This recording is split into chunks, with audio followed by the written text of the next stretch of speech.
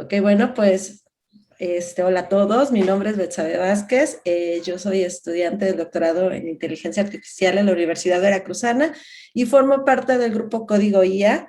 Este grupo está principalmente formado por estudiantes y docentes del Instituto de Investigaciones en Inteligencia Artificial y tenemos la misión, pues, de divulgar la inteligencia artificial. Y dentro de las actividades que hemos llevado a cabo dentro de este grupo, pues, está una serie de conferencias y de entrevistas denominadas Entre la vida y la academia, que nos ha hecho el favor de algunos investigadores en el área de inteligencia artificial de apoyarnos con esta serie de entrevistas. Y bueno, el día de hoy, pues me tocó el honor de entrevistar al doctor Luis Pineda, quien es ingeniero electrónico por la Universidad de Anáhuac y maestro en ciencias computacionales por el Instituto Tecnológico de Estudios Superiores de Monterrey en Campus Morelos. También, bueno, él es doctor en filosofía en el Departamento de Ciencias Cognitivas de la Universidad de Edimburgo. Y bueno, en el año 1998 se incorporó a Limas en la UNAM, donde actualmente es jefe de Departamento de Ciencias de la Computación. Él ha sido autor de aproximadamente 120 trabajos de investigación, incluyendo artículos arbitrados en revistas, libros y memorias de prestigio internacional, principalmente en inteligencia artificial, lingüística computacional, robots de servicio, reconocimiento del habla, procesamiento del lenguaje natural y computación gráfica. Y bueno, pues a lo largo de su carrera ha desarrollado varios grupos de investigación, en los que destaca el CIPS para el diseño automático de subestaciones eléctricas y el desarrollo de robots de servicio en el Limas. Bueno, también ha dado cursos y en gran cantidad de posgrados, diferentes cursos ha dado él. Y bueno, dentro de los trabajos que ha realizado, pues también es creador del Corpus Dimex 100 y tiene una patente otorgada por la INC. Y pues otro de sus trabajos también, él coordinó el trabajo de creación de la Academia Mexicana de Computación, pues de quien fue miembro fundador. Y bueno, entre muchos trabajos más que tiene el doctor, me llevaría mucho tiempo dando su semblanza, pero bueno, lo tenemos aquí y le damos la bienvenida y un agradecimiento por acceder a esta entrevista. ¿Cómo está, doctor? ¿Qué tal? Muy bien, muchas gracias, Betsabe, por la invitación, muchas gracias. Gracias a usted. Y bueno, vamos a empezar con esta entrevista y pues primero pues estamos interesados en saber qué originó que se dedicara a la ciencia.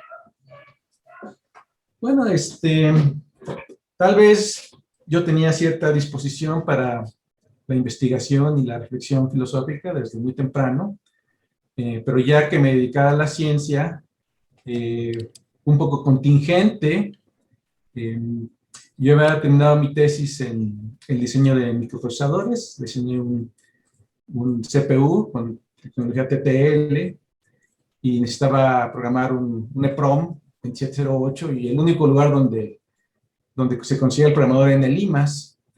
Entonces yo de la Universidad de Anáhuac fui a Limas a conseguir el programador y me lo prestaron y terminé mi programa en mi dispositivo, muy bonito.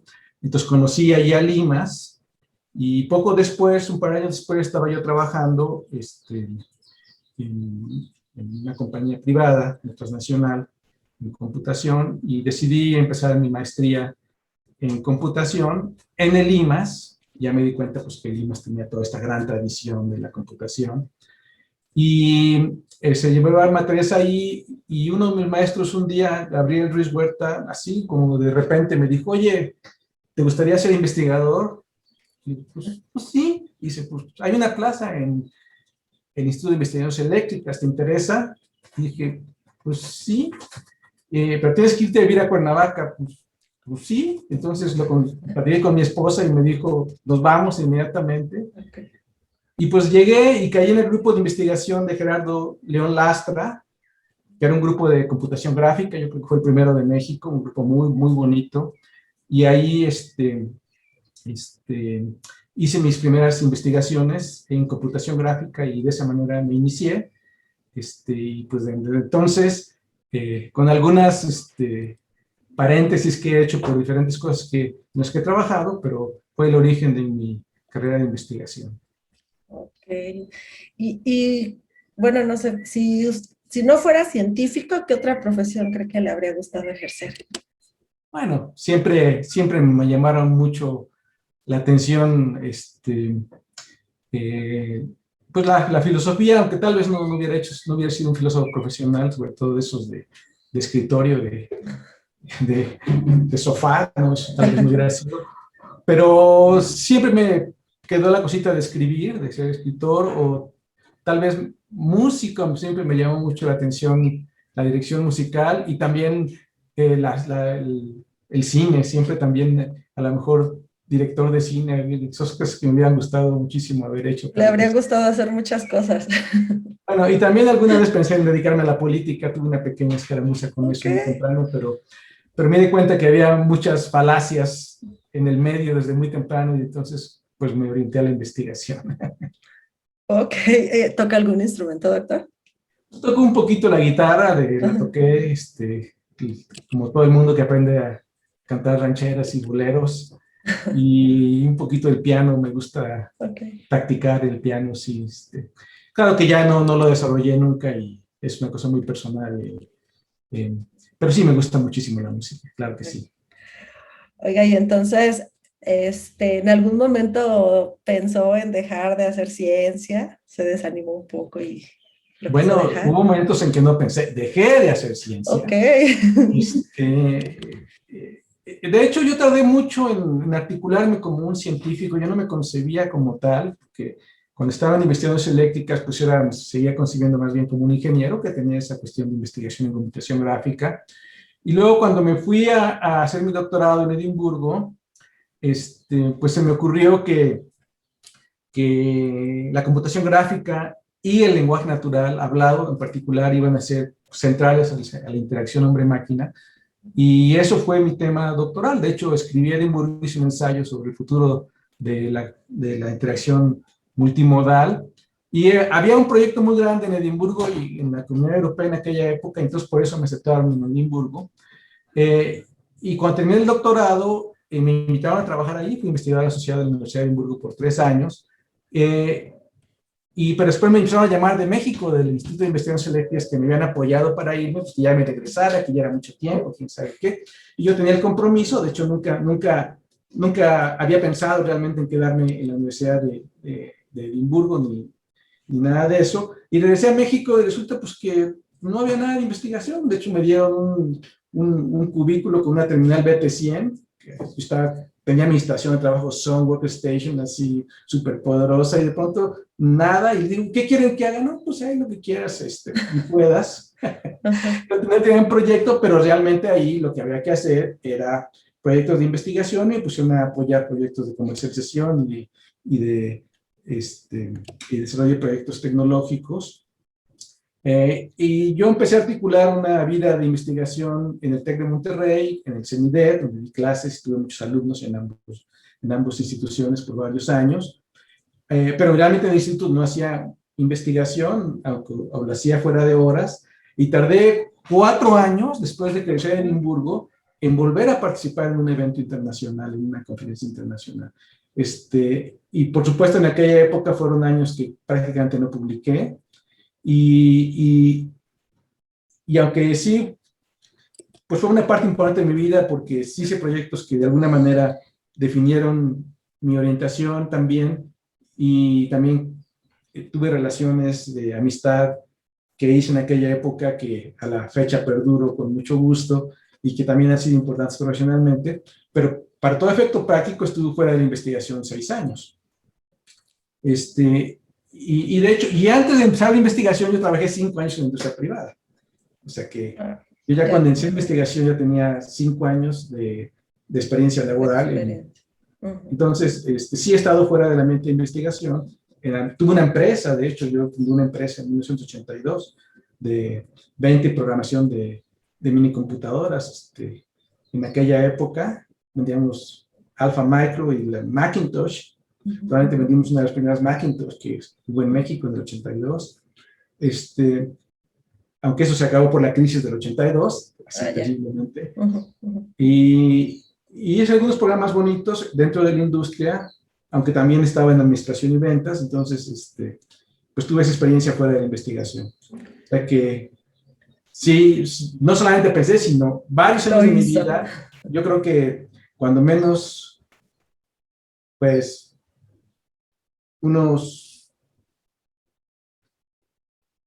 9 años del Instituto de Investigaciones Eléctricas no los considero parte de mi vida de investigación, y 5 más que estuve fuera. Entonces, sí, una buena parte de mi vida la he pasado fuera de la vida de investigación. La dedico a otras cosas. Sí. Oiga, y ahorita que, por ejemplo, comenta que regresó, ¿no? De Edimburgo para trabajar acá. Entonces, ¿considera que México es un buen país para hacer ciencia? Bueno, es que depende de los objetivos que uno tenga, porque yo he sido investigador en el extranjero, un par de ocasiones, y creo que las razones por las cuales uno hace ciencia en un país desarrollado como Inglaterra o Estados Unidos son muy diferentes por las razones por las que hace uno ciencia en México.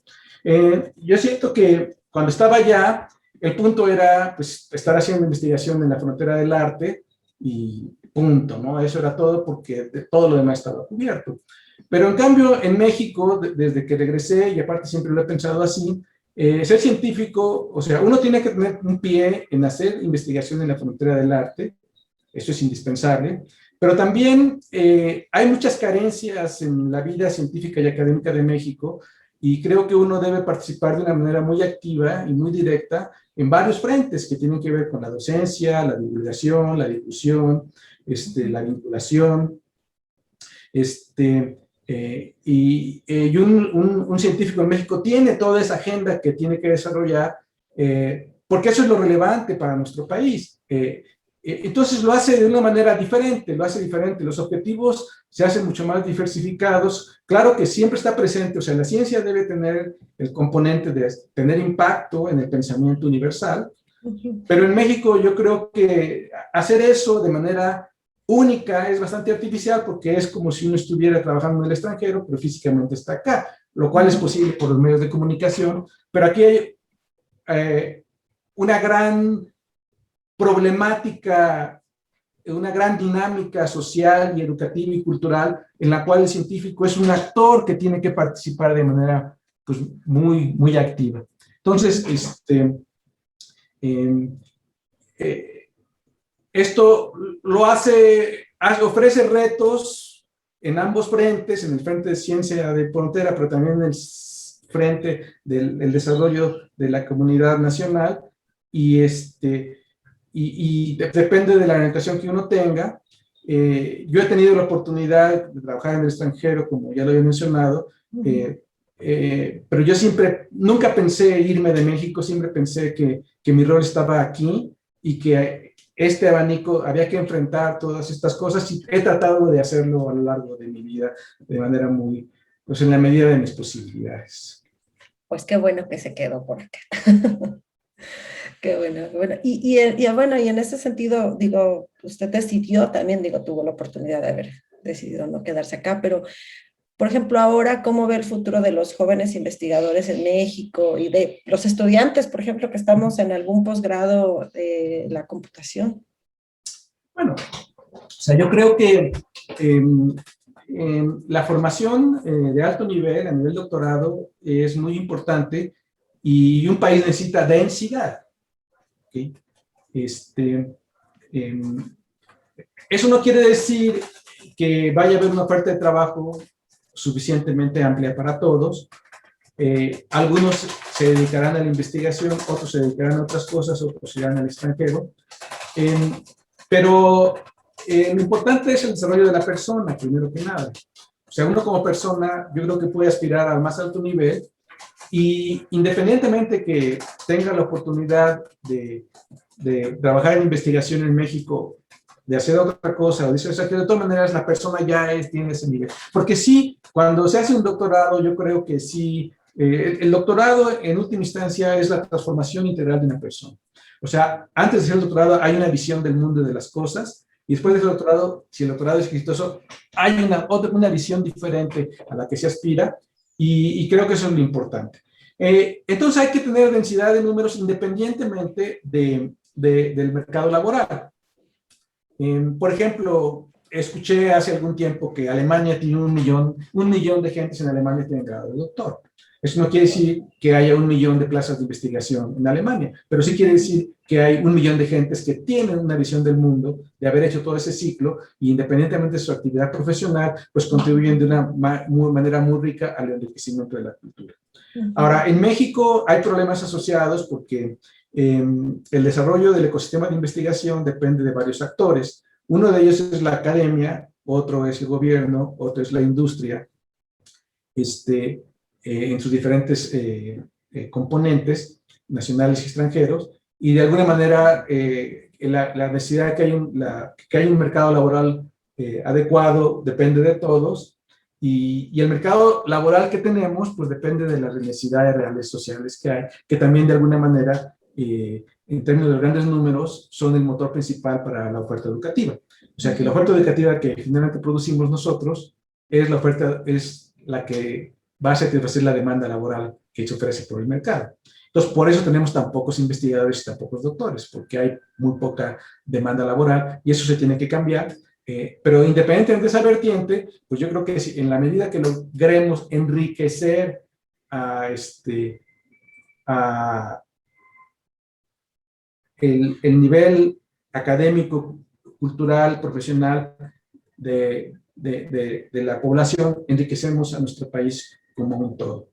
Ahora, que va a haber frustraciones porque no hay suficiente trabajo, o que nos van a hacer pedir que hagamos trabajo en lo que no nos gusta, o porque nos van a evaluar injustamente aquí y allá, etcétera, etcétera, pues sí es cierto. O sea, la vida es injusta, o sea, sí. Pero yo creo que en última instancia, cada quien va a tener su propio desarrollo, su propia alternativa, y creo que lo más importante aquí es ser fiel a ti mismo. Fíjese que bueno, ahorita que comentaba eso y me surge también la pregunta de ¿qué opinión tiene usted sobre la postura que ahora ha tomado pues el Sistema Nacional de Investigadores y el CONACYT con todos estos nuevos cambios que se han implementado, lo que al final pues de alguna manera afectan directamente a esta área, ¿no? Bueno, yo desde muy temprano en mi carrera he fomentado que se cambie el sistema de evaluación del SNI. De hecho, organicé la primera reunión que tuvo lugar entre los científicos de computación y la Comisión de Ciencia y Tecnología de la Cámara de Diputados en 1998 todavía. ¿Okay? Y era el objetivo de esa reunión, solicitar que hubiera una evaluación más justa para los computólogos. Y después, pues, hice varias iniciativas en esa dirección. Fue el organizador logístico y el director del programa técnico del Congreso 50 años de la computación en México, y de la reflexión que se llevó a cabo después de eso, que tenían entre sus objetivos cambiar el sistema. También promoví la creación del área 8 del SNI para computación, más o menos en el 2008, por aquellas fechas. Se consiguieron 300 firmas de investigadores, la presenté directamente al director de CONACYT en aquella época. Y también dentro de la UNAM, pues siempre he propugnado porque haya una evaluación más apropiada a la gente de computación. Entonces, ¿por qué? Porque se requieren cambios, porque el cambio, el sistema no obedecía a las necesidades de la comunidad o la naturaleza de la comunidad. Entonces, ahora, pero lo que yo siempre he promovido es que se evalúe al investigador de manera integral. Que se evalúe a la calidad, que la calidad vaya más allá de la cantidad, que se vaya a la esencia de la persona, a su contribución, y de alguna manera, pues, la cantidad siempre tiene muchos trucos, siempre hay maneras de hacer números, porque al final de cuentas siempre hay maneras de hacer ingeniería para pasar los procesos, ¿no? Entonces, esa es la reforma que yo siempre he buscado. Ahora, que la comisión del área del SNI respondía a la necesidad de computación, no respondía. Tenemos una historia de miembros de la comunidad que se han cambiado del área antes 7 al área 1 o al área 4 porque sentían que la área 7 no era justa para evaluarlos. Y eso afectaba porque pues, no logramos conjuntar una masa crítica de computación suficientemente buena. ¿Okay? Entonces, que había un cambio, que se requería un cambio, pues sí, porque de hecho lo que siempre dijimos es que la comisión del área 7 no evaluaba con justicia a la comunidad de computación. Y eso no nada más era teórico, porque como te comento, o sea, ha habido muchos investigadores que se han cambiado al área 1, al área 4, o incluso a otras áreas, para poder seguir en el SNI. ¿Okay? Ahora, que el cambio propuesto responde a esa necesidad, esto sí ya no lo sé, porque, o sea, la propuesta de que fortalezca la comunidad, pues a lo mejor no se va a dar, por lo que yo vi en los reglamentos, pues a lo mejor va a afectar mucho a la gente de computación el nuevo reglamento del área 7 y tendrá que acomodarse en otras áreas. ¿Ok? Y va a afectar a la computación de manera negativa, sí, porque va a incidir en la disgregación de la comunidad, de la presencia de computólogos en el SNI, que es justamente lo contrario a lo que nosotros queríamos. Estábamos fomentando cuando queríamos la creación del área 8, que era que toda la inteligencia se fuera a una área y si pudiéramos fortalecernos, ¿no? Entonces, pero en última instancia, los criterios de evaluación para el SNI, en última instancia, es un sistema de estímulos, que se ha puesto también adoptado una, digamos, posición de ser un sistema de reconocimiento, aunque originalmente es un sistema de estímulos. Y el reconocimiento y los estímulos son dos cosas diferentes, porque se tienen que tener como tales. Los estímulos pueden obedecer a la productividad de una persona en cierto periodo de acuerdo a ciertas políticas, mientras que el reconocimiento depende de la calidad de la persona de manera amplia. Entonces son dos cosas que no se tienen que confundir. Y los estímulos, por supuesto, son una forma de hacer política, porque a final de cuentas, la gente hace lo que se estimula y la gente evita hacer lo que se penaliza. Y el instrumento de evaluación como política pública fomenta eso. Yo quiero que hagas esto, te doy estos estímulos, no quiero que hagas esto, te doy estas penalizaciones, entonces eso orienta a la comunidad. Entonces el cambio de estímulos lo que va a hacer es orientar a la comunidad de otra forma, y claro que a uno los va a perjudicar y a otros los va a favorecer, porque de la misma manera que en lo que nos estaba pasando, que el área 7 evaluaba de acuerdo a estímulos para otras áreas, para el área de control, para el área de materiales, que nos dejaban en una situación desfavorecida. Entonces, es una cuestión bastante compleja. El cambio es bueno, ¿en qué dirección va a ir? Pues no lo sé, pero no atiende a las necesidades de la comunidad como un todo, que tienen que enfrentarse en otros frentes también. Qué complejo, doctor. Y bueno, digo, sí, muy complejo, pero qué bueno que ha tenido la iniciativa de estar allí formando grupos y apoyando, digo, con todos estos surgimientos, pues de apoyar grupos que al final benefician a la comunidad, ¿no? A esta comunidad que pues de alguna manera tenemos pues como dice, de que estuviéramos todos juntos, qué triste que bueno, se han estado yendo por otros lados algunos. Desde hace mucho tiempo eso ha pasado también. Así es. Y ahorita que estaba comentando sobre todo este surgimiento de participación que usted ha tenido, pues tengo entendido que usted fue parte del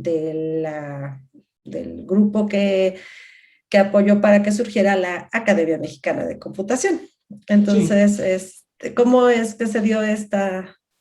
Bueno, pues yo siempre, o sea, había tenido esa vocación de convocar a la comunidad. De hecho, ya mencioné la reunión de 1998, también otra consulta que se hizo a raíz de esa reunión, el Congreso de los 50 años de la computación en México, la reunión de retos, programas estratégicos para los grandes retos de la computación en México, que se hizo con Remidec y la red de tecnologías de la computación, en la parte que participé. Que después, cuando fui coordinador de Remidec, pues también tenía esa intención, y ya cuando yo fui coordinador de Remidec, sí pensé en la necesidad de que teníamos que darle una continuidad a más largo plazo, que tuviera una orientación nacional, independientemente las diferentes divisiones. Entonces tendría que estar el sector público y el privado incluidos, universidades públicas y privadas, la investigación y la docencia, y aparte tendría que ser representada en toda la República. Entonces, cuando formé el Consejo Asesor de Remidec, a los miembros del Consejo Asesor que invité en aquella época, siendo yo coordinador de Remidec, los invité con ese criterio, porque aunque era un grupo muy compacto de 6 personas, de alguna manera se representaban todos esos frentes, y era necesario para poder plantear un proyecto nacional. Ahora, ya cuando, a final de cuando ya tenía que yo terminar la coordinación de Remidec, que era una cosa bastante informal, sí pensé en la necesidad de darle una base en el largo plazo, y pues me senté a escribir los estatutos de la academia, el administrativo basados en los estatutos de la Academia Mexicana de Ciencias, pero en lo conceptual y en la materia específica, pues todo enfocado a atender a la necesidad de crear una comunidad computacional sólida. Y entonces fue cuando invité al grupo asesor de Remidec a formar parte del primer grupo de los 6 que iniciamos el proceso, y revisamos el primer manifiesto de escrituras. Entre los 6 lo aprobamos, y entonces invitamos a un grupo de 20, que fue mucho más amplio, y que fue muy difícil ese grupo realmente porque había diferentes puntos de vista respecto a cómo debía ser la comunidad. Finalmente se logró concretar los estatutos, ya firmamos el acta, y luego ya vinieron las invitaciones a los 50 iniciales, y luego ya vinieron las convocatorias anuales. Ahora, todo esto, ¿cuál era el punto, digamos, fundamental? El punto fundamental para lograr a la academia era crear un espíritu de comunidad. O sea, que en lugar de vernos como personas individuales o grupos, tendríamos que vernos como una comunidad nacional articulada en una dirección. Y eso era el punto. Entonces, ¿y en qué distinguía la academia de las otras sociedades científicas en computación que había? Pues básicamente cada sociedad estaba orientada a tener un evento y organizarlo cada año, lo cual se tiene que fomentar. ¿Okay? Lo que no había era una instancia cuyo objetivo fuera el fomento de la vida colegiada nacional. Entonces, por eso es el primer artículo de la Academia Mexicana de Computación. O sea, fomentar la vida colegiada nacional y crear un tanque de pensamiento computacional al servicio de México, de manera solidaria. ¿Okay?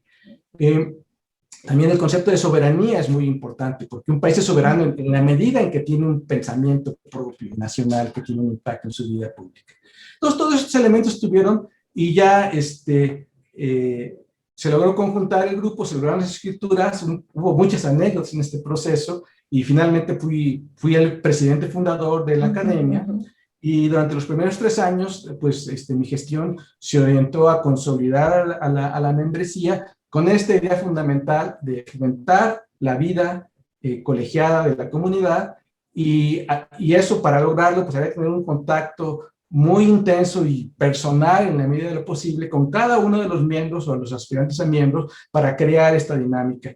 Y se dio las primeras reuniones anuales de computación, las 3 primeras, y bueno, las demás, las que ha habido, pues han sido muy bonitas, han sido llenas de experiencias, de anécdotas, y creo que hemos logrado ahora con los años de Enrique y ahora con Carlos, pues conjuntar un esfuerzo que realmente se está traduciendo en que estamos creando y formando una comunidad que tiene presencia, que tiene peso, que ya se asume como una de las academias nacionales, tal vez no al nivel de la Academia Mexicana de Ciencias, pero ya en muchos eventos ya estamos, y yo creo que esa presencia la podemos ir fortaleciendo. Y en la medida que lo fortalezcamos, entonces vamos a ver a instancias como el CONACYT la necesidad de fortalecer esta comunidad por la importancia que tiene actualmente. Claro. Oiga, doctor, decía que iniciaron 6 personas, 6 miembros. No. Lo que pasó fue que cuando yo era el coordinador de Remidec, pensé, bueno, de acuerdo, perfecto, llegué a sentarme a escribir en la cocina de mi casa las escrituras. Okay.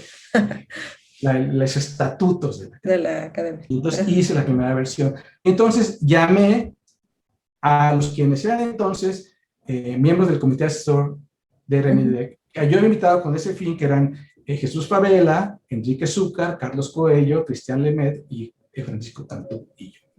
Entonces, les planteé el proyecto y entonces empezamos a revisar esa primera versión de estatutos y entre los 6 produjimos una segunda versión de los estatutos en reuniones entre los 6. Y entonces, para darle más amplitud, entonces decidimos invitar a 20 personas, o sea, 14 más, ser un grupo de 20. Entonces hicimos, cada quien propuso a quienes podían, por su presencia nacional, por su trayectoria, formar parte del grupo de los 20 y los invitamos a esos 20. Y entonces con esos 20 volvimos a revisar los estatutos y ahí tuvimos una dinámica mucho más compleja porque 20 ya era muy, muy complejo. Y entonces logramos, después de casi un año de discusiones, poder concertar la forma, porque había varias propuestas de qué tipo de academia podría ser, porque academia es un nombre muy grande, ¿no? Entonces había propuestas desde que fuera una academia súper elitista, que nada más fueran 30 gentes, y había otras que fueran 50,000 gentes, como el IEEE, y realmente yo creo pues, que ninguna era la que convenía a nosotros. Tenemos que tener algo intermedio, que tuviera la calidad, pero que tuviera una puerta abierta a la comunidad, porque lo que para mí siempre fue muy claro es que lo esencial era formar comunidad. Formar comunidad que trascienda las barreras que tenemos institucionales, de países, de sector, etc. Necesitamos esa comunidad. Y lo más difícil para crear la academia fue formar ese sentido de comunidad. Fue que realmente la propuesta tuviera una respuesta de la comunidad, que la comunidad participara y se integrara. Entonces, el esfuerzo fue, claro que toda la parte administrativa fue súper complicada, tengo muchas anécdotas de Hacienda, de los notarios, de cosas que casi no pasan. Con así, no se diga, etcétera. Pero, pero todo eso se hace, ¿no? Todo eso se hace sistemáticamente, se consulta, etcétera. Pero lo importante es esto, si no había una respuesta de la comunidad, no iba a haber nada. Y justamente lo que otras sociedades hacían es que al estar, digamos, orientadas a un evento particular que había que apoyar, o sea, pues no había ese esfuerzo, había ese vacío. Y el planteamiento de la academia, la forma de comunicación, la forma de interacción, era para eso, para realmente ser incluyente y formar ese sentido de comunidad que creo que ahora empieza a ser muy claro que se empieza a tener, y yo estoy muy satisfecho porque realmente yo lo veo pues como un gran logro de la comunidad. O sea, no es la academia nada más, ha habido otros esfuerzos que mucha gente ha hecho a lo largo del tiempo para crear y fortalecer a la comunidad en México, pero la academia creo que sí logró concretar y materializar este organismo que realmente ya tiene este alcance nacional e incluyente. Oiga, y nada más por pura curiosidad, ¿tendrá más o menos una idea como cuántos miembros ahora tiene ya la academia? Yo creo que cuando yo terminé mi gestión, en los primeros 3 años llegamos a 175 más o menos. Y ahorita debemos estar llegando con esta convocatoria que hubo ahora a aproximadamente 300. Ahora, como la academia, o sea, para ser miembro de la academia hay que ser en general doctor en computación o tener experiencia equivalente y trabajar activo en investigación o en el posgrado o en industrias tecnológicas que realmente hagan innovación tecnológica. Pues realmente la membresía de la academia sí es una membresía con una fortaleza académica grande, ¿no? Entonces, 300 es un muy buen número, o sea, y yo creo que podemos llegar a tal vez, yo creo que tal vez en México, no sé, la verdad que es muy difícil decirlo, pero tal vez existan 700 personas que por su currículum podría ser miembro de la academia, un poquito más, ¿no? Ahora, otra cosa también muy importante es que es de computación, porque la computación es tremendamente incluyente, lo que no sucede con todas las disciplinas. O sea, porque todo el mundo usa computadores, todo el mundo es computólogo, ¿no? Entonces, la academia, pues, de alguna manera, se trata de la gente que tiene un pensamiento computacional, que va a desarrollar el estado del arte de la computación en sus diferentes manifestaciones, o que va a aportar a la maduración del pensamiento computacional nacional. ¿Qué es diferente? El pensamiento de un computólogo es diferente del pensamiento de un matemático, es diferente del pensamiento de un controlero, es diferente del pensamiento de un químico, es diferente del pensamiento de un psicólogo, porque de alguna manera una profesión con toda la, digamos, con todo lo que podemos decir acerca del concepto de profesiones, pero la orientación de una persona en su vida profesional le da una mentalidad que es lo que la identifica en el fondo como miembro de esa comunidad. Entonces esto es la academia de los computólogos. Claro. ¿Okay? Sí, pero somos muy incluyentes, muy incluyentes, y yo creo en lo personal que somos mucho más incluyentes que todas las demás disciplinas. O sea, que requieren que para ser miembro ahí sea mucho más especializado de lo que nosotros creemos. O sea, digamos que es mucho más fácil aspirar a ser miembro de la Academia Mexicana de Computación que a ser aceptado en un ciclo de matemáticos o en un ciclo de físicos, donde requieren un conocimiento tremendamente especializado para ser miembro, ¿no? Pero de todas maneras, sí es el pensamiento computacional. Le voy a decir a mis compañeros que son muy incluyentes para que le echemos ganas y cuando terminemos el doctorado nos vayamos. Eso es, o sea, esa es la idea, que fue una de las cosas que fuera incluyente, porque sí necesitábamos que la gente que sabe de los programas doctorales, tanto en el extranjero como nacionales, pueda integrarse con una comunidad, no le pase lo que nos pasó mucho a nosotros, que entras y estás solo, llegas y dices, ¿con quién hablo, no? Sí, no, bueno, pero pues qué bueno que hicieron esos esfuerzos y bueno, sobre todo que ahora ya tiene más, la comunidad es más grande y pues ojalá siga creciendo, ¿no? Con esos fines. Ojalá, sí. Ok, bueno, doctor, y pasando a otros temas, normalmente, ¿usted qué hace en un día común, un día normal que hace el doctor Luis Pineda? ¿Pandemia o no pandemia? Caramba, pues creo que ahora ya somos todos pandemia, ¿verdad? Ya se nos está olvidando qué hacíamos antes de la pandemia. Yo tengo una vida muy sencilla, yo, me gusta mucho, o sea, bueno, hago un buen desayuno, es mi comida principal del día. Cuando es posible, normalmente voy a correr, yo corro maratones, entonces voy a correr antes o después del mediodía. Trabajo escribiendo un rato, dando mis clases, tengo muchos juntas de trabajo y trato de comer pues, a gusto con mi esposa, poner musiquita, una copita de vino y después en la tarde, ya dependiendo, hay más juntas o escribo un poquito más y pues luego veo series y películas, me gusta mucho. Y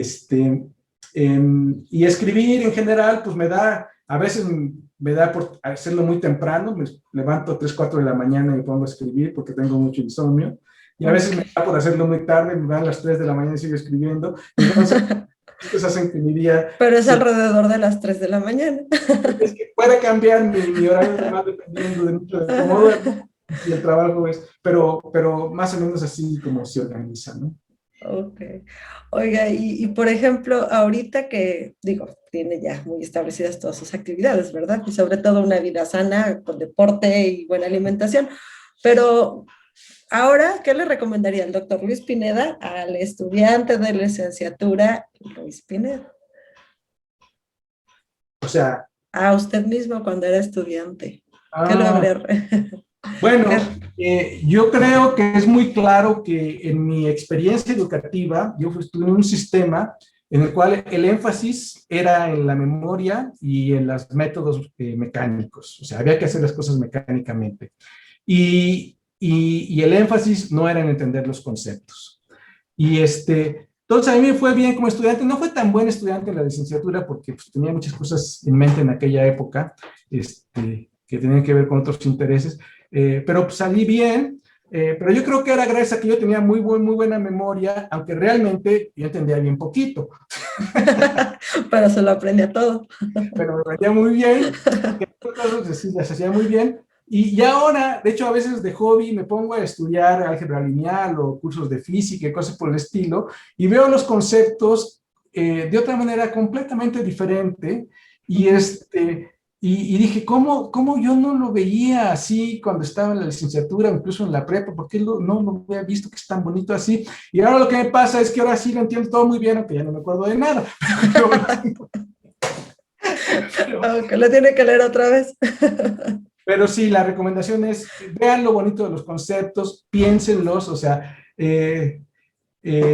realmente cada concepto, cada idea que ha habido en la historia de la ciencia y la tecnología, siempre hay algo muy bonito y muy profundo que está ahí y que uno puede ver y lo puede seguir viendo, madurando, reflexionando y, y eso lo enriquece a uno más. Cuando uno ve la belleza del concepto es cuando dice, ah, ya lo entendí. Y si lo puedes explicar, mejor. Mejor. Ok. Es lo que yo me recomendaría a mí mismo hoy A en día. ver, Me sorprendo realmente de cómo ha cambiado mi perspectiva de las cosas fundamentales que yo tenía que haber sabido para ser ingeniero electrónico y cómo las veo hoy en día. de aquellas cosas que memorizó, ¿no? En su momento y Pues yo creo que quizá. sí, pero Ay, oiga, doctor, y por ejemplo, si tuvieras la oportunidad usted de preguntarle algo a alguien que admira, ¿qué le preguntaría y a quién?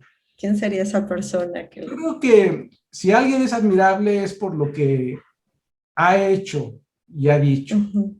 Entonces, pues ya no tendría que preguntarle nada, porque justamente si admirara a alguien sería porque ya lo admiro, ¿no? Ya me Ok. dijo lo que me tenía que decir. Y, y además alguien que es digno de admirarse, pues no le gustaría que le dijeran que lo admiran, porque realmente la gente que es admirable no necesita ser admirada. Y viceversa, la gente que es el que siente que debe ser admirada realmente no debe ser tan admirada.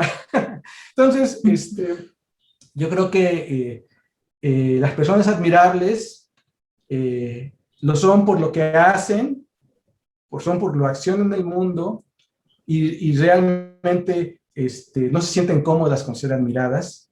Este, eh, y lo mejor es simplemente eh, quedarse con la experiencia. Lo que es admirable son las formas de vida y de pensamiento, y ahí están ya las respuestas dadas. Ok. Bueno, pues muchas gracias, doctor. Y bueno, ya casi estamos llegando al final de nuestra entrevista. Pero antes me gustaría que nos comparta una anécdota. Yo sé que tiene muchas, pero pues alguna anécdota graciosa que haya vivido en, no sé, en un congreso, una presentación, o quizá cuando estaban formando la Academia Mexicana de Computación, no sé, una anécdota que recuerde que nos quiera compartir. Bueno, pues, este, cuando estábamos formando la academia, ya que se formó, conseguimos el primer apoyo de CONACYT y nos comprometimos a hacer el libro de políticas y estrategias para el desarrollo de la computación en México. Ujú. Y nos reuníamos en el Palacio de la Autonomía de la UNAM, que era muy significativo por varias razones, y pero tenía muy poco dinero, cuando nos daba CONACYT, y aparte venía con muchas restricciones para el gasto, y pues no nos alcanzaba para pagar los servicios de café. Entonces teníamos que improvisarlos nosotros, pero al final, pues ahí, de hecho, un capital de la academia son la cafetera que compramos, los vasos, las tazas y los manteles para esas reuniones. Y entonces al término de las reuniones les decía, bueno, ya todo está, ya terminamos, ahora hay que pasar a lavar los trastes. ¿A poco? Y entonces ya pasábamos a la cocineta a lavar Ujú. los trastes porque pues no teníamos para el servicio y entonces era muy chistoso estar terminando la sesión lavando los trastes. Lavando los trastes cada vez, ¿no? Otra más, se me ocurre, Ajá. eh, fue la fundación de la sección de Mujeres en la Computación Ajá. en México, que fue una iniciativa a la que invité primero a Marcela Rodríguez de Mexicali, Ajá. para que ella fuera la presidenta del consejo organizador, y con ella y después con otros miembros de la comunidad, se organizó la primera reunión de mujeres, Ajá. que fue también en el Palacio de la Autonomía, y eran 25 mujeres, ¿no? De las iniciales de la academia, más o menos. Pero pues dijimos, es que no puede haber nada más mujeres, porque pues los problemas de las mujeres también son problemas de los hombres. Entonces tenemos que invitar a algunos hombres, ¿no? Y entonces dije, ¿pero a quién invitamos? Entonces empecé a llamar a varios, decirles que si querían participar en la reunión de mujeres, y no, pues como no, yo qué voy a hacer ahí con las mujeres, todo típico, ¿no? No querían participar. Pues es que sí querían, pero pues como que era medio... Pues sí, porque era para mujeres. Pues fuerte.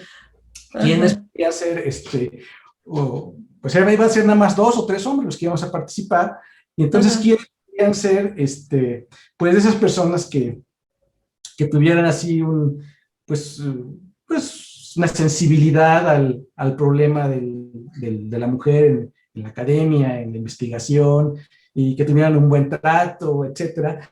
Entonces estuve pensando y entonces pues dije, bueno, vamos a pues, Jesús Favela, porque Jesús Favela es una persona que tiene esa característica, tiene muy buen trato, es muy, muy maduro. Entonces, y él sí aceptó con mucho gusto, ya vino a la academia, ¿no? Y estaba pensando en alguien más y dije, no, era Francisco Cervantes, que entonces era el director del COET, y él lo conozco muy bien, es una persona muy, también muy sensible a las problemáticas laborales, a la problemática femenina, y entonces pensé, bueno, pues así vamos a articular realmente una muy buena discusión con estas personas sensibles y las mujeres, ¿no? Y entonces ya llegamos a la reunión. Entonces, efectivamente, Jesús tomó una actitud muy moderada, muy relajado, escuchando, etcétera, respuestas, pero a Francisco, que se le ocurre ser el malo de la película. Y entonces que las empieza a picar con eso, diciendo esas cosas y entonces todas varias de las mujeres, ahí estaban Marcela, estaba Ana Martínez, Ofelia Cervantes, Ana Octava, estaba Katia Rodríguez, Pilar Gómez Gil, Juana Canú, Laura Cruz, o sea, estaban... Entonces empezó a hacer una dinámica de... Ya por supuesto, nada más estaba haciendo la dinámica para que salieran las cosas, ¿no? Entonces hubo ahí una gran catarsis. Dios mío. Hubo una reunión de gran catarsis de las mujeres, y luego al final, pues ya que salió todo, ya todos nos tomamos la foto, fuimos a comer al restaurante Mercaderes, una comida muy buena, todos muy contentos. Pero terminaron bien. Qué barbaridad, pero bueno. Habíamos de preguntarle a las chicas. ¿Qué recuerdos tienen, verdad? Pero fue muy, muy divertido. Y por supuesto, pero lo interesante fue que realmente ellas no se dieron cuenta al principio de que él realmente estaba haciendo un ejercicio de catarsis, porque vieron como el que lo estaba atacando. Qué bárbaro. Muchísimo de eso. No sé si es una buena anécdota o qué tan buena será. Pero bueno, es una anécdota para recordar. La ventaja es que... Tuvimos muchas anécdotas en la fundación de la academia, en la fundación, en las reuniones anuales, hubo muchos discursos, siempre el contacto personal y el grupo, o sea, el discurso tiene un rol muy importante porque el lenguaje, o sea, el símbolo articula a la comunidad, entonces debe haber estos mensajes, pero al mismo tiempo cuando se pone la gente junta de manera espontánea, pues siempre surgen cosas que son de reír, de enojarse, de llorar. Yo creo que al final con el paso de los años ya se ríe uno, ¿no? Digo, a lo mejor en su momento no tanto. En eso nos reunimos todos porque terminamos con una comida muy rica y en ese comer restaurante Mercaderes, y luego hicimos una cena ahí también en el hotel en el que fue sede de la reunión, con música y todo, y ya todo fue muy, muy, pero sí fue, o sea, no solamente se conocieron, sino se expresaron las cosas, estuvimos aquí el agitador y hubo la catarsis y todo, fue muy divertido. Y de hecho aprovecho para decir que realmente de esa reunión surgió el grupo de mujeres en la computación en México, que siento que, digo, la Academia Mexicana de Computación, que siento que ha hecho un gran trabajo, que tiene una gran presencia y un gran dinamismo, y realmente a mí me da muchísimo gusto que se haya iniciado ahí de esa forma. Hay Pues, fotos, ¿eh? sí, pues ya después nos comparte las fotos. Ahí en otro momento ya ve que Código ya tenemos varias actividades y bueno, estaría padre seguir escuchando todas las anécdotas de que al final, pues, sí, dígame, dígame. Sí, o sea, invitar a las mujeres que participaron en esa reunión, o algunas de ellas, a recordar cómo fue, ¿no? Todo, porque realmente ahí se creó la liga, ¿no? Ahí se creó Ujú. la base. Sí, Y después una gran actividad.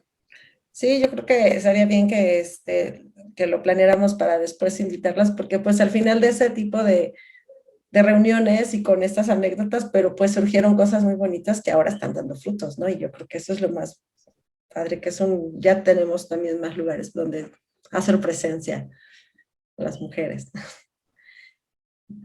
Bueno, pues ahora sí, vamos a casi allá a finalizar la entrevista, pero ya la última dinámica que tenemos es que yo le voy a decir una palabra y le voy a pedir que me responda con la primera palabra que le venga a la mente después de lo que yo le diga. ¿Sí? ¿Estamos listos? Bueno, la primera palabra es robótica. Buena, Inteligencia artificial. interesante, Sistema Nacional de Investigadores. clientelismo, Mujeres. guapísimas, Pandemia. ¿eh? Pandemia. Terrible. 4T. Uf, Y finalmente, un libro. ¿eh? Un libro. El primer libro que se me venga a la mente. El viejo y el mar, Ok. ejemplo. Bueno, muy bien. Pues con esto damos por finalizada la entrevista. Le agradezco mucho de parte de los miembros de Código IA y yo por este tiempo que nos ha brindado. Y bueno, no es la primera vez que lo tenemos aquí. Ojalá que siga participando con nosotros porque, pues, usted sabe y, bueno, quien no nos conoce, pero nuestro objetivo es divulgar la inteligencia artificial con diferentes actividades y pues hasta el momento creo que ahí vamos, lo hemos hecho bien y pues esperamos seguir contando con su apoyo. Muchísimas gracias, doctor, por su Pues a tiempo. ustedes, realmente es un esfuerzo muy loable y muy importante el que hacen ahí en la Universidad de Veracruz en Jalapa y creo que realmente son elementos muy importantes y a mí me da muchísimo gusto que estas iniciativas se hagan y tengan vida y tengan un alcance que yo creo que ya es muy amplio a nivel nacional. Muchas felicidades a ustedes por el programa y muchísimas gracias por considerarme para participar. No, pues muchas gracias a usted. Y bueno, pues hasta aquí damos por finalizar esta entrevista. Los invitamos a que continúen viendo las entrevistas que todavía faltan y que siguen en este ciclo de entrevistas de Entre la Vida y la Academia. Gracias a todos.